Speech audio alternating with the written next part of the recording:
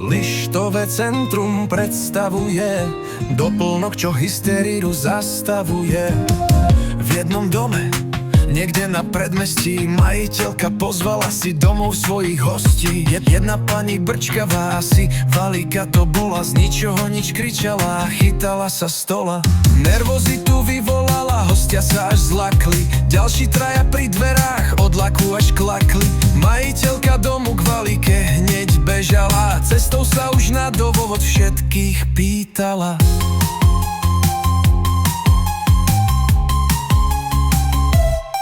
Valika jej prisahala na babku aj notára, že ona to cítila, ako praskla podlaha.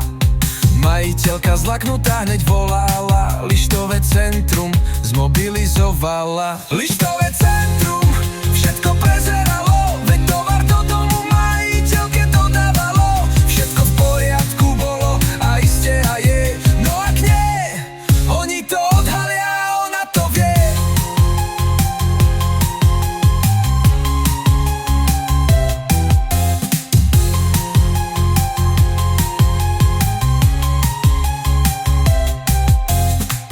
Žiadna chyba v podlahe tam nebola, Valika sa nahnevala a z verdiktu odula. Veď ona to cítila, až ju meter hodilo, ukázala všetkým, kade chúďa letelo.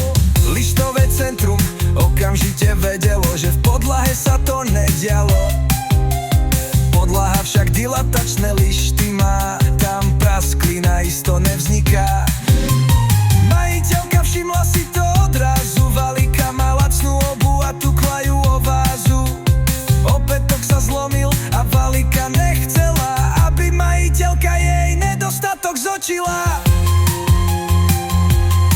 Lištové centrum všetko prezeralo, veď tovar do domu majiteľke dodávalo. Všetko v poriadku bolo a iste a je, no ak nie, oni to odhalia a ona to vie.